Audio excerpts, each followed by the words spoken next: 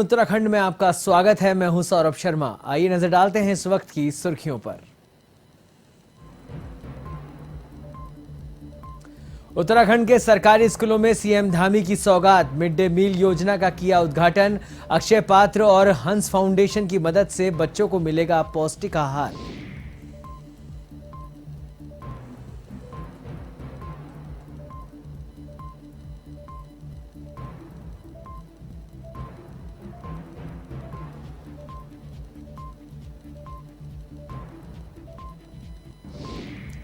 अग्निपथ योजना के विरोध में कांग्रेस ने निकाली पदयात्रा। पूर्व मुख्यमंत्री हरीश रावत सहित कई नेता रहे मौजूद। केंद्र सरकार से की योजना वापस लेने की मांग।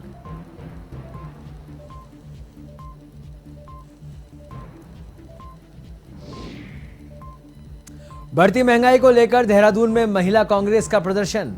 अध्यक्ष ज्योति गैरोला के नेतृत्व में जताया विरोध। थाली और खाली गैस सिलेंडर के साथ राज्य और केंद्र सरकार के खिलाफ बोला हमला।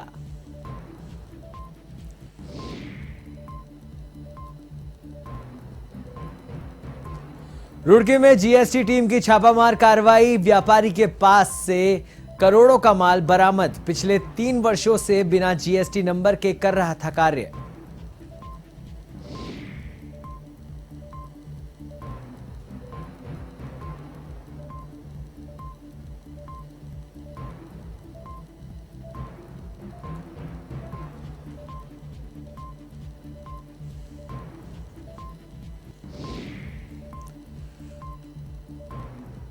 और नशे के खिलाफ हल्द्वानी पुलिस की कार्रवाई। 2 स्मैक तस्करों से 228 ग्राम स्मैक बरामद।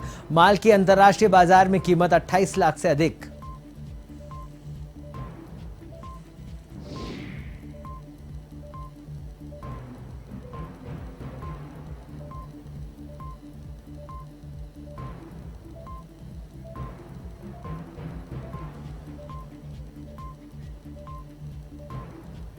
अब खबरें विस्तार से। उत्तराखंड के सरकारी स्कूलों में पढ़ रहे छोटे बच्चों को पौष्टिक आहार देने की सौगात मुख्यमंत्री पुष्कर सिंह धामी ने देहरादून के शुधोवाला से की, जिसमें सबसे बड़े मेगा किचन अक्षय पात्र और हंस फाउंडेशन की मदद से उद्घाटन किया गया। इस किचन के जरिए स्कूली बच्चों को प्रतिदिन मिड डे मील भोजन उपलब्ध कराया जाएगा। बता दें कि बच्चों को पौष्टिक आहार उपलब्ध कराने के साथ ही आपदा राहत में भी यह किचन उपयोगी साबित होगा। बता दें कि इस योजना को शुरू करने के लिए हंस फाउंडेशन और अक्षय पात्र के सहयोग से राज्य के 5 जगहों पर आधुनिक किचन बनाया जाना है।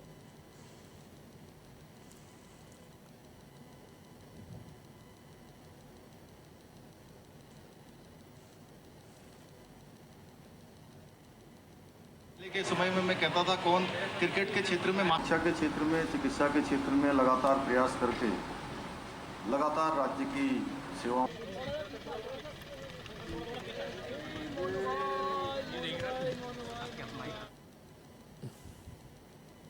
क्योंकि हम लोग प्रत्येक वर्ष हरेला पर्व मनाते हैं। ये केवल औपचारिक हरेला पर्व न मनाते, सभी लोग जो भी पौधे का रोपण करें, जगह जगह पर इस प्रकार के कार्यक्रम आयोजित करें, वो सभी पौधे हमारे जो है सुरक्षित रहें, उनका संवर्धन भी हो, विकास भी हो, उसकी भी हम सब चिंता करेंगे। और नई पीढ़ी को, नौनिहालों को एक संदेश के रूप में, एक जागृति के रूप में, एक शिक्षा के रूप में कि पौधारोपण हमारे लिए कितना आवश्यक है।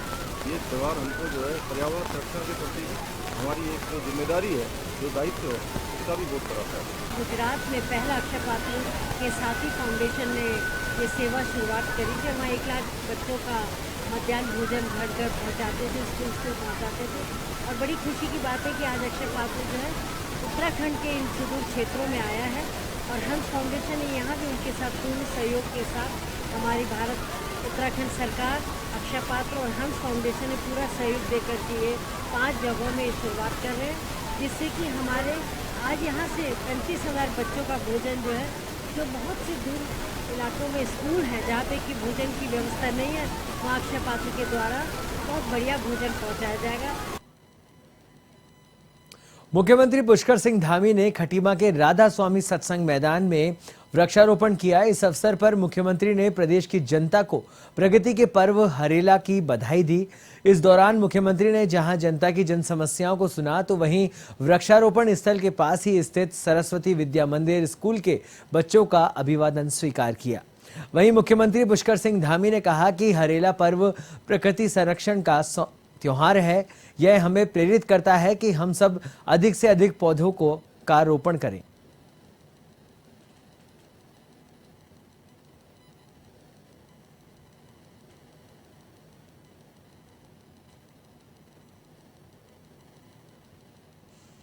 तो हमारे लिए जहाँ प्रकृति संरक्षण का है, प्रकृति संरक्षण का त्यौहार है, वहीं हमारे को इस बात के लिए भी प्रेरित करता है कि हम अधिक से अधिक पौधों का रोपण करें। और उत्तराखंड के अंदर इसको हम लोग एक हरित क्रांति के रूप में, पर्यावरण संरक्षण के दिवस के रूप में पिछले कई वर्षों से मनाते आए हैं। हमारा प्रयास है कि जन जन की इसमें भागीदारी हो, हमारी नई आने वाली पीढ़ी भी इसमें भागीदार बने, वह भी आने वाले समय के लिए पर्यावरण संरक्षण के महत्व को समझे कि इन पौधों को लगाने से किस प्रकार का हमको जीवन में फ़ायदा होता है। इन सभी विषयों को लेकर हम लगातार काम कर रहे हैं। हमारे वन विभाग के लोग, उद्यान विभाग के लोग, अनेकों विभागों के लोग आपस में समन्वय करके इस बार बड़ी मात्रा में पौधारोपण। उत्तराखंड के संसदीय कार्य मंत्री डॉक्टर प्रेमचंद अग्रवाल ने 18 जुलाई को होने वाले राष्ट्रपति मतदान को लेकर सभी विधायकों से 16 जुलाई से देहरादून में ही रहने का आग्रह किया है। डॉक्टर अग्रवाल ने बताया कि एनडीए से राष्ट्रपति चुनाव में द्रौपदी मुर्मू उम्मीदवार है। इसी को लेकर 16 जुलाई से मुख्यमंत्री आवास के मुख्य सेवक सदन में बैठक का आयोजन किया जाएगा, जिसमें सभी विधायक गणों से उपस्थित रहने का अनुरोध किया गया है। डॉक्टर अग्रवाल ने बताया कि 17 जुलाई को राष्ट्रपति चुनाव के तहत मॉक ड्रिल की जाएगी।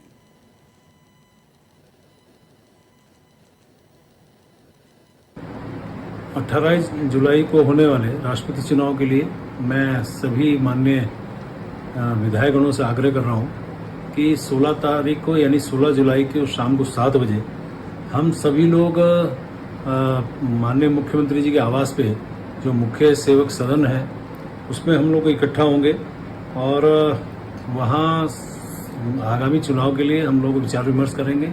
माननीय मुख्यमंत्री जी का, माननीय प्रदेश अध्यक्ष जी का उसमें निश्चित रूप से दिशा निर्देश हम सबको मिलने वाला है, मार्गदर्शन मिलने वाला है। और उसी प्रकार से 17 तारीख को जिस प्रकार से दिल्ली में हमें कुछ जानकारियां दी गई हैं, विशेष दिशा निर्देश दिए गए हैं, वो दिशा निर्देशों के साथ हम 17 तारीख को फिर सभी माननीय विधायकों से मेरा आग्रह है, हम लोग फिर मॉक ड्रिल के माध्यम से अपने विधायकों से अपना विषय हम लोग रखेंगे। तो मेरा सभी विधायकों से आग्रह है 16-17 को आपको देहरादून में ही रहना है और 18 तारीख को मतदान समय से करके ही आपको गंतव्य स्थल की तरफ जाना है। वर्ल्ड यूथ स्किल डे के मौके पर देहरादून के IRDC ऑडिटोरियम में युवा कौशल विकास कार्यक्रम का आयोजन किया जाएगा। कैबिनेट मंत्री सौरभ बहुगुणा ने रोजगार कार्यालय की ओर से आयोजित इस कार्यक्रम का शुभारंभ करते हुए युवाओं को कौशल विकास के प्रति जागरूक करने का संदेश दिया।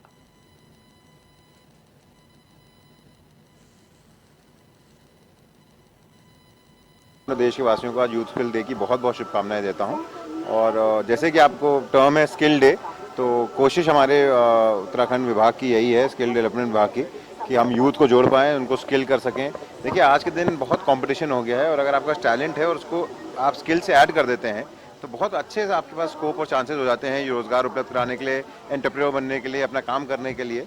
और लगातार हमारे विभाग से हम कोशिश कर रहे हैं पिछले 3 महीने से कि लोगों को प्रॉपरली स्किल किया जाए, विभागों में खाना पूर्ति ना किया जाए, एक डिमांड, उत्तराखंड डिमांड के हिसाब से स्किल दिया जाए। और मुझे उम्मीद है कि जो हमारे आने वाले प्रोजेक्ट्स होंगे आपको देखिएगा, उसमें यूथ को जो ट्रेनिंग दी जाएगी वो जॉब में कन्वर्ट करने की हमारी एक कोशिश है और वो होगा। पूर्व मुख्यमंत्री हरीश रावत शुक्रवार को अल्मोड़ा दौरे पर रहे, जहां उन्होंने शहीद पार्क से पंथ पार्क तक अग्निपथ योजना के विरोध में कांग्रेस की ओर से निकाली गई पदयात्रा में शिरकत की। रावत ने अग्निपथ योजना को युवाओं के साथ छल बताया। उन्होंने कहा कि इससे उत्तराखंड को सबसे अधिक नुकसान होगा और देश में बेरोजगारी बढ़ेगी। यात्रा में पूर्व स्पीकर गोविंद सिंह कुंजवाला और विधायक मनोज तिवारी सहित सैकड़ों पार्टी कार्यकर्ताओं ने भी हिस्सा लिया।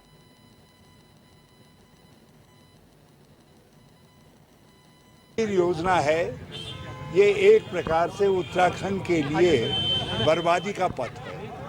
हमारे नौजवान जिनके लिए आर्मी में भर्ती होना एक परंपरा है, एक पारिवारिक परंपरा है, कुटुंबी परंपरा है, जिसको अपना अभिमान समझते हैं, अब वो सैनिक नहीं होंगे, वो इंडियन आर्मी के सोल्जर न होकर के वीर, वो होंगे अग्निवीर।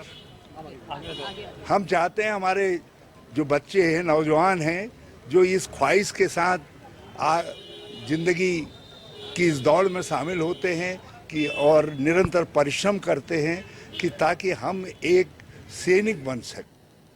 उपनेता प्रतिपक्ष और खटीमा विधायक भुवन कापड़ी ने कांग्रेस कार्यालय स्थित राजीव भवन में प्रेस वार्ता का आयोजन किया, जिसमें उन्होंने कहा कि अधीनस्थ चयन आयोग के मामले में अब तक सीबीआई जांच नहीं हो पाई है, जबकि कांग्रेस द्वारा इस मामले को विधानसभा के पटल पर सबूतों के साथ रखा गया था। वहीं सिंचाई, पुलिस व स्वास्थ्य विभाग की भर्तियों पर लगी रोक पर भी विपक्ष कटाक्ष करने से पीछे नहीं हटा। कांग्रेस का कहना है कि पर्वतीय जनपदों के युवाओं का अधिकार छीना जा रहा है।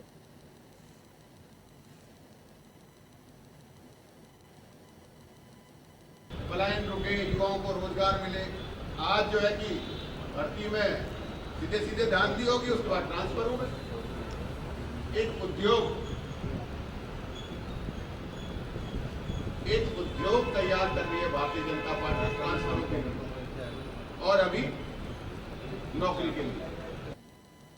पेट्रोल, डीजल, रसोई गैस सिलेंडर के बढ़ते दामों और महंगाई को लेकर पूरे देश भर में आक्रोश है। वहीं ऐसे में केंद्र सरकार के खिलाफ विपक्ष भी पुरजोर तरीके से लामबंद है। बढ़ती महंगाई को लेकर विरोधी गुट की पार्टियां लगातार विरोध प्रदर्शन कर रही है। इसी कड़ी में देहरादून में महिला कांग्रेस अध्यक्ष ज्योति रौतेला ने महिला कार्यकर्ताओं के साथ विरोध प्रदर्शन किया। इस दौरान उन्होंने बढ़ती महंगाई के खिलाफ खाली गैस सिलेंडर के साथ थाली बजाकर प्रदेश सरकार का विरोध जताया।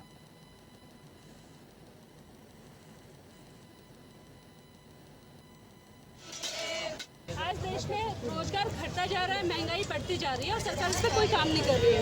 आप देख रहे होंगे कि पिछले कुछ समय से देश में बेरोजगारी दर बढ़ती जा रही है, आप देश का कर्जा बढ़ता जा रहा है, लेकिन आम जनता के लिए जो कॉमन आदमी है जिसके पीछे देश चल रहा है, उसके लिए कोई सुख सुविधाएं नहीं। पूंजीपतियों की सरकार बन के रह गई है ये सरकार, और आज हम इसके खिलाफ उनको चेताने की कोशिश कर रहे हैं कि आपने आज आटे पे जीएसटी लगा दिया, 5% का पनीर पे जीएसटी लगा दिया। क्या आप लोगों का खाने का अधिकार भी छीनना चाहते हैं जो सरकार को देना चाहिए? हर चीज महंगी हो गई है, रोजगार कम होता जा रहा है और सरकार इस पे बात नहीं कर रही है। सरकार बात कर रही है ध्रुवीकरण पे, सरकार बात कर रही है हिंदू मुस्लिम पे, सरकार बात कर रही है मंदिर मस्जिद पे। कब इस चीज से बाहर निकल के हम आम आदमी की बात करना शुरू करेंगे, महिलाओं की बात करना शुरू करेंगे, बेरोजगार युवाओं की बात करना शुरू करेंगे, इस देश के किसानों की बात करना शुरू करेंगे? वो सरकार कब करने वाली है इस पे? जिस तरह से केंद्र सरकार सत्ता पर काबिज हुई है, उसको देखते हुए जैसे उन्होंने कहा था 100 दिन में हम महंगाई कम कर देंगे, तो कहाँ महंगाई कम करी? जो मातृशक्ति है उसके ऊपर पूरा दारोमदार होता है अपने घर की रसोई चलाने का, अपना घर परिवार चलाने का। आज मातृशक्ति के समझ में नहीं आ रहा है कि अपने बच्चों को 2 वक्त की रोटी कहाँ से खिलाएं। दाल, सब्जी, आटा, फल सब महंगा हो गया, खाने का तेल महंगा हो गया, गैस सिलेंडर 1000 से ऊपर पहुंच गया। इंतहा कर दी है महंगाई की। आज इसीलिए आपको माननीय अध्यक्षा जो महिला कांग्रेस की हैं ज्योति रौतेला जी के नेतृत्व में यहाँ महिलाओं का जो सागर, जो अपार समूह उमड़ा है, इसी दर्द की वजह से उमड़ा है। दर्द कहां से छलके समझ में नहीं आ रहा है। खबर राजधानी देहरादून से है, जहां उत्तराखंड सचिवालय में सैकड़ों होमगार्ड कर्मियों ने एटीएम चौक के पास इकट्ठा होकर सचिवालय प्रशासन पर आरोप लगाया कि उनकी सेवाएं समाप्त करने का षड्यंत्र किया जा रहा है और जल्द ही कांवड़ ड्यूटी को लेकर निकलने वाले आदेश के बाद उनके भविष्य के साथ खिलवाड़ होने वाला है। होमगार्ड कर्मियों ने कहा कि वह राज्य गठन से पहले से राज्य में अपनी सेवाएं दे रहे हैं और आज अचानक एक आदेश के बाद उनकी सेवाएं समाप्त करने का षड्यंत्र रचा जा रहा है।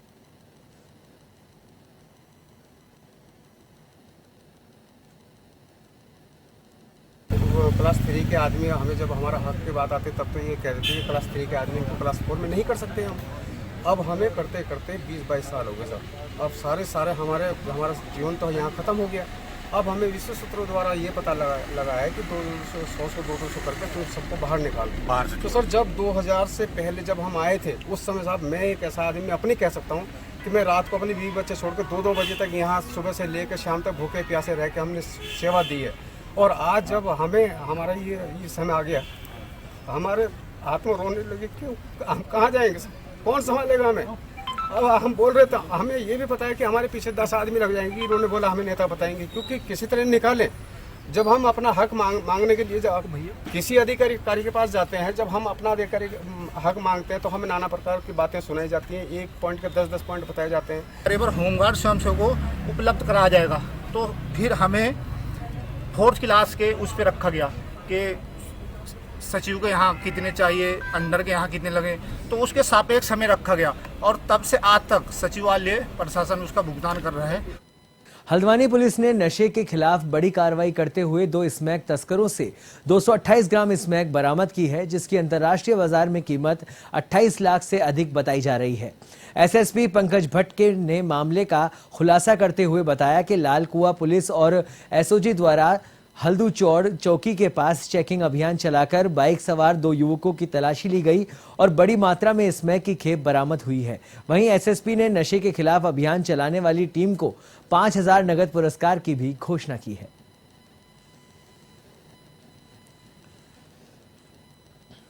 अगर देखा जाए जनपद में ये जनवरी से ही नशे के विरुद्ध एक अभियान चल रहा है। इसमें अभी तक 2.5 किलो लगभग स्मैक अभी तक गिरफ्तार बरामद की गई है अभियुक्तों से। और इसी क्रम में हल्दूचौड़ बैरियर के पास एसओजी और आपका लाल कुआं पुलिस द्वारा एक कंबाइंड चेकिंग अभियान चलाया जा रहा था, जो सूचना प्राप्त थी। हल्दूचौड़ बैरियर से 50 मीटर आगे हल्द्वानी की ओर एक पल्सर गाड़ी जो बिना नंबर की थी उसको रोका गया। उसमें 2 युवक थे, जितेंद्र और सोमपाल। इन दोनों की चेकिंग में 228 ग्राम स्मैक हमें बरामद हुई है और ये दोनों शेरगढ़ के रहने वाले हैं। इनका जो पूछताछ हुई उसमें ओम सिंह करके जो है एक आदमी का नाम निकल के आया है, जो वहाँ आपका मैन्युफैक्चरिंग का काम करता है, ड्रग्स बनाता है और इसको पुलिस ने वांछित रखा हुआ है। इसकी गिरफ्तारी के शीघ्र प्रयास किए जा रहे हैं। शराब और मादक पदार्थों की तस्करी के साथ अब नशीले इंजेक्शन की तस्करी भी ऋषिकेश में होने लगी है। इस बार आईडीपीएल चौकी क्षेत्र के अंतर्गत एक तस्कर को पुलिस ने नशीले इंजेक्शनों के साथ गिरफ्तार किया है, जिसके कब्जे से 70 इंजेक्शन नशीले और 70 इंजेक्शन एविल के अवैध रूप से परिवहन करते हुए पकड़े गए हैं। आरोपी के खिलाफ पुलिस ने एनडीपीएस की धारा में मुकदमा दर्ज कर लिया है।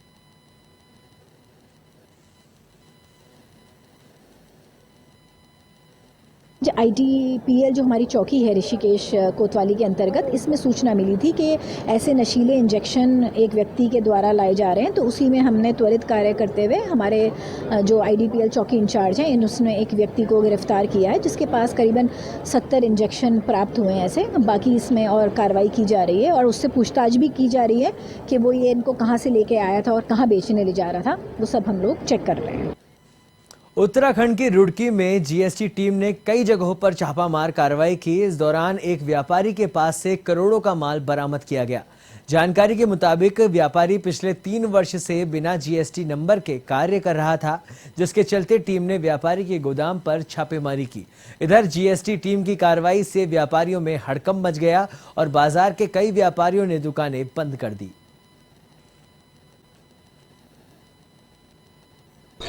इनके द्वारा रजिस्ट्रेशन 2019 में कैंसिल करा दिया गया था और उसके बाद भी काम कर रहे हैं ये। तो सूचना मिली, उसके बाद हम आए इनके शॉप पे, चेक किया तो बिना बिल के 30 बोरी और 30 पैकेट बीड़ी मिला। तो माल जाएगा, इसका वैल्यूएशन होगा, जो भी पेनल्टी जमा बनेगा वो पेनल्टी जमा कराएंगे। एफआईआर तो अब यूनिट करेगी, एसआईबी यूनिट द्वारा कराया जा रहा है। हम तो उस यूनिट द्वारा एक नियुक्त प्राधिकारी हैं, जो कार्रवाई होनी है एसआईबी यूनिट से होनी है। काम तो पुराना है, 2019 से इन्होंने कैंसिल करा लिया है अपना रजिस्ट्रेशन। उत्तराखंड के लस्कर में स्वास्थ्य विभाग द्वारा कोरोना की प्रिकॉशन डोज निःशुल्क लगाने की घोषणा की गई है। 16 जुलाई से सरकारी अस्पताल में कोरोना की तीसरी प्रिकॉशन डोज लगानी शुरू हो जाएगी।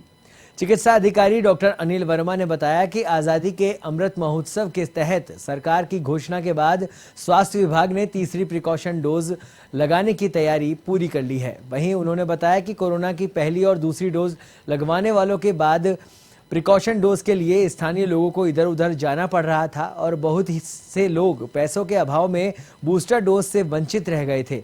वहीं आपको बता दें कि जिन लोगों को पहली और दूसरी डोज लग चुकी है वो निःशुल्क बूस्टर डोज लगवा सकते हैं। अभी हमारी सरकार ने जो जिन लोगों को 2 डोज लग चुकी कोविड की और तीसरी जो प्रिकॉशनरी डोज लगनी थी वो प्राइवेट के लिए लिखा गया था कि इनको प्राइवेट लगाएंगे, लेकिन परंतु कुछ लोग गरीब या कुछ अन्य लोग जो व्यस्त रहते थे वो नहीं लगवा पाए। तो सरकार ने बहुत अच्छा ये आज़ादी के महोत्सव के उस पर शुभ अवसर पर कि सब लोगों को फिर फ्री की सौगात दी है पूरे भारत में। तो मैं यही कहना चाहता हूँ कि मीडिया के माध्यम से कि जो गांव के दुरुस्त लोग हैं उनको भी हर एक जन जन तक ही आपका समाचार जाना चाहिए कि जिन लोगों को 2 डोज लग चुकी है प्रिकॉशनरी डोज भी तुरंत अस्पताल में कल से लगनी शुरू हो जाएंगी और सभी लगवाना सुनिश्चित करें। उत्तराखंड में 29 जून को मानसून ने दस्तक दे दी थी। तब से पहाड़ी और मैदानी इलाकों में बारिश जमकर हो रही है। राजधानी देहरादून में हुई बारिश ने स्मार्ट सिटी के तहत किए जा रहे निर्माण कार्यों की पोल खोलकर रख दी है।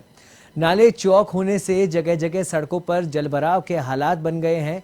इतना ही नहीं, आलम यह है कि पलटन बाजार में पानी ओवरफ्लो होकर दुकानों तक में घुस गया है। बता दें कि 2017 में मोदी सरकार ने देहरादून को स्मार्ट सिटी बनाए जाने का बीड़ा उठाया था, जिसके मद्देनजर शहर के कायाकल्प के लिए मोदी सरकार ने स्मार्ट सिटी प्रोजेक्ट के लिए 1407 करोड़ रुपए की राशि आवंटित की थी, जिसमें से अब तक करीब 500 करोड़ की राशि खर्च हो चुकी है। लेकिन इन 5 सालों में स्मार्ट सिटी के अंतर्गत कोई भी काम पूरा नहीं हो सका है, जबकि स्मार्ट सिटी अपनी डेडलाइन जून 2022 को पार कर चुकी है। लेकिन अभी भी स्मार्ट सिटी प्रोजेक्ट में मात्र 40% काम हुआ है।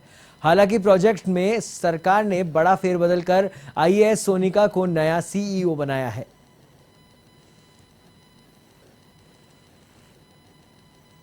ग्रीन बिल्डिंग की लैंड का एक इशू है जो मेरे संज्ञान में लाया गया है कि लैंड के ऊपर अभी कोई कौन सी लैंड, पहले UTC की लैंड सेलेक्ट हुई थी, उसके बाद कलेक्ट्रेट की लैंड पे बात हुई थी, तो वो डिटेल्स मुझे देखनी पड़ेंगी कि अब किस स्थिति में है वो प्रोजेक्ट। जो मेजर काम है जो बिल्कुल ही दिख रहे हैं प्रत्यक्ष रूप से, वो तो एक स्मार्ट रोड का काम है, एक परेड ग्राउंड का काम है और एक जो पलटन बाजार में हमने काम शुरू किया है। इसके अलावा बहुत सारे काम स्मार्ट सिटी में चल रहे हैं। लाइब्रेरी का हो गया, क्रैश का हो गया, स्मार्ट टॉयलेट्स का हो गया, जिनके ऊपर कार्य चल रहा है और गति ठीक ठाक है। इसके अलावा बहुत सारे काम IT से रिलेटेड थे जिनमें काम कंप्लीट हो गए हैं और कंट्रोल रूम चल रहा है। उसमें कुछ काम है जो कि ऑनगोइंग है, जो चल रहे हैं। A1 उत्तराखंड में फिलहाल इतना ही। देश और दुनिया की तमाम खबरों के लिए आप देखते रहिए A1 TV।